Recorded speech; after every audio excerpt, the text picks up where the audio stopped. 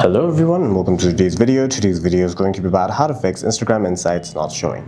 To view Instagram Insights, you must first make sure that your account is in professional mode. For that, you can tap on your account, tap on the three lines at the top right of your screen, scroll down to find Account Type and Tools, tap on Account Type, and make sure that it is either public or a professional account. Even if after switching to professional accounts, your account is still not showing your insights, it may be a network issue. So to rule that out, we're going to be switching between Wi-Fi and mobile data and toggling airplane mode on and off. The other thing that you may be trying to do is trying to view your insights too quickly. So try waiting out a couple of days to view your insights one more time, after which Instagram will load your insights.